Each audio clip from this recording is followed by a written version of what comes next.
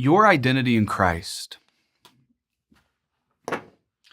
it means absolutely nothing if you do not have the integrity to remain who you are when no one is looking. Your identity in Christ means absolutely nothing if you do not have the integrity to remain who you are when no one else is looking. Christian leaders and Christians in the pews, we oftentimes fall into the pitfall, into the mistake, into the cycle of doing the right things in public, but then believing we can do whatever we want in private. We go to church, we go and listen to the sermons, we make sure we tithe, we make sure we even listen to, videos and Bible study sessions, and we make sure that on the outside, we're doing everything that's expected of a Christian whose identity is in Jesus. But then when we're out of the public eye, we watch what we want. We gossip about people however we want. We buy what we want. We think that the only thing that matters is what the public sees. But let me be very clear at the beginning of this chapter of Daniel chapter 6. Your identity in Christ means absolutely nothing if you do not have the integrity to remain who you are when no one is looking. Here's the reason why I'm getting a little intense over this. The lack of integrity of Christians is damaging our witness, and it's time to stop. It's time to change. I mean, non-Christians have been saying this to us for years. One of the number one things that Christians are known for is hypocrisy. And I've heard the joke. Whenever people say, I'm not a Christian because they're a bunch of hypocrites. And the joke of saying, hey, yeah, you're right. We are a bunch of hypocrites. So why don't you come on in? Because there's always room for one more. And there's a part of that joke that's true. At the same time, let's please be honest. Sin is not a welcome guest in this party. Sin is an unwelcome guest. And a lot of the times we justify the sins we do because they're done when no one is looking. Your identity in Christ means nothing if you don't have the integrity to remain who you are when no one is looking. And in Daniel chapter 6, that is the very issue that is confronting us. In Daniel chapter 6, it begins in verse 3 with the king being so excited, King Darius so overwhelmed with Daniel's performance that he wants to promote him, to distinguish him among all of the administrators, to put him up over the whole kingdom.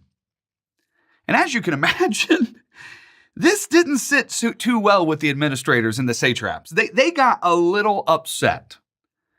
And one of the things I've learned about envy is that envy usually starts to evolve into scheming, into plotting, to find a weakness, to destroy the one that has something you want.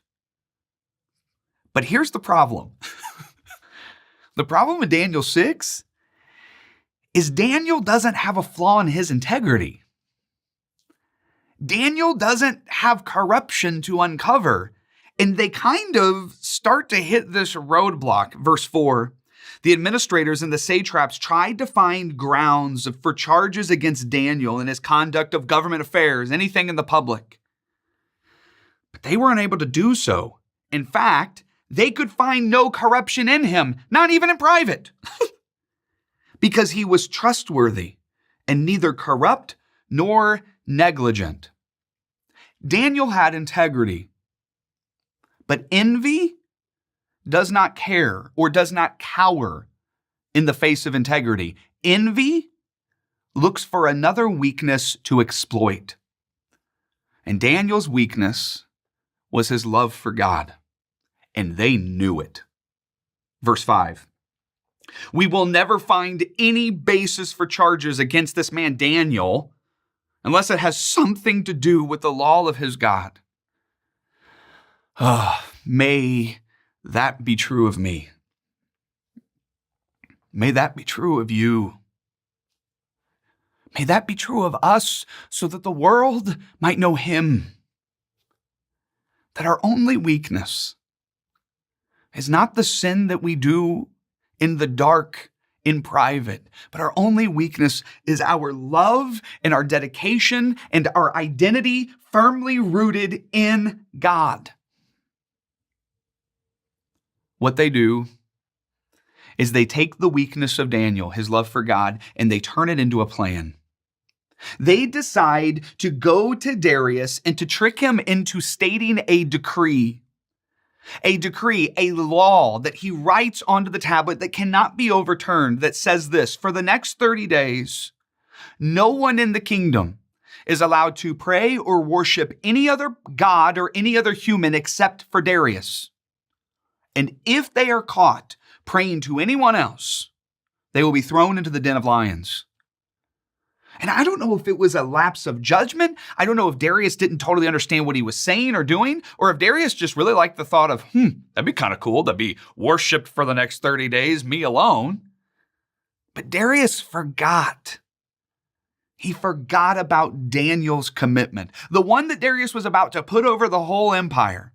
He signs in a decree that will actually put Daniel in a precarious situation. King Darius signs the decree, and Daniel is distraught. Daniel is overwhelmed because he's wrestling with, how am I to navigate this new decree that actually puts me into conflict with who I am as a person, a follower of God? And Daniel, what does he do when he's distraught? He prays. And the other administrators knew that's what he would do.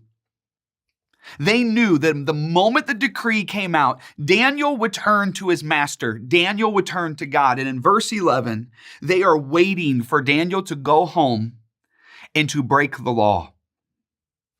They catch him red-handed because Daniel begins to pray. And then we have in verse 13, you see the administrators running to King Darius, tattling on Daniel. It says, Daniel, who is one of the exiles from Judah, pays no attention to you, your majesty, or to the decree you put in writing, for he still prays 3 times a day.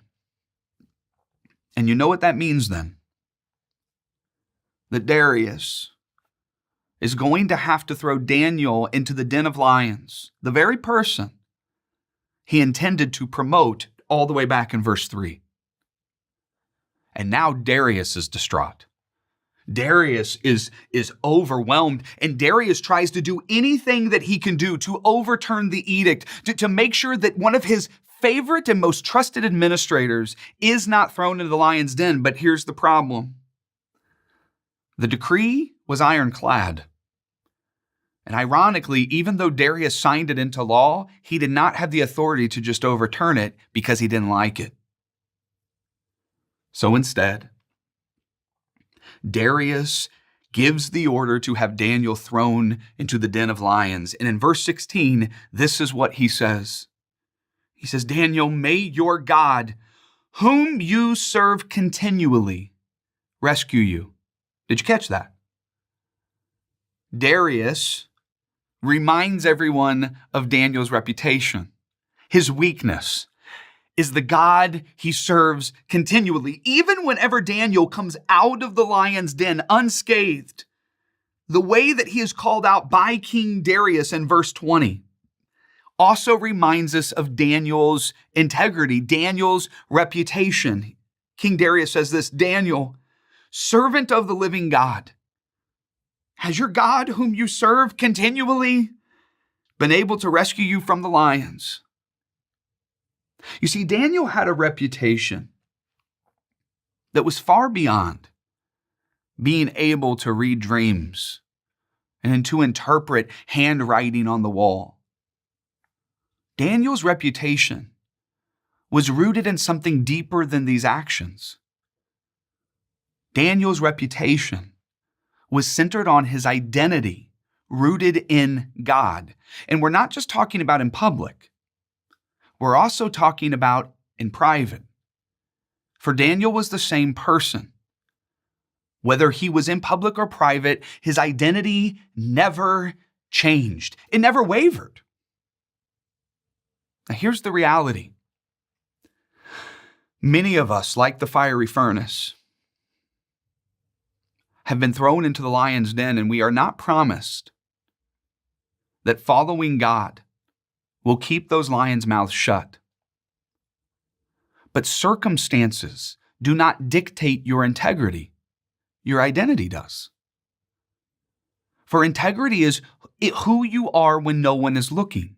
And if you are claiming to be a follower of Jesus, then your actions must remain the same, whether you are in public or you are in private. And our witness is dependent upon this. The gospel message is dependent upon the Christians taking this word seriously. And over the last 15 years, over the last 40 years, over the last 100 years, over the last 2,000 years, the number one thing that we struggle with when it comes to PR is the lack of integrity from some of our key Christian leaders. Let me just tell you this. Our number one evangelistic tool, our number one tool to evangelize, to seek and save the lost, is not an apologetic argument. It's not even a group of texts that you can weave together so that people can find their way to their sin and then to their life in Christ. Your number one evangelistic tool is who you are when no one is looking. It's your integrity. So that when people dig deep into your heart, they dig deep into your life, what they find is the same person in private that they found in public. And when that happens, people begin to have the hope that their life can change too, that it can be transformed too, that they too can become truth tellers, that they too can become faithful spouses, that they too can become free from the burdens of sin. Athanasius, one of the early church fathers in around the 4th century, when he was talking about the conversion of people en masse, he has this line that he celebrates. He says, this is what it means to be a Christian. He says, when you come into the church, if you are an adulterer, you leave faithful to your spouse. When you come in a liar, you leave a truth teller. And he says, this is what it means to follow Jesus. The witness in America today thrives and suffers based off of the integrity of those that call themselves Christians. And my prayer and my challenge for you this week from Daniel 6 is that when people look at you, whether in public or in private, all they find is Christ in you.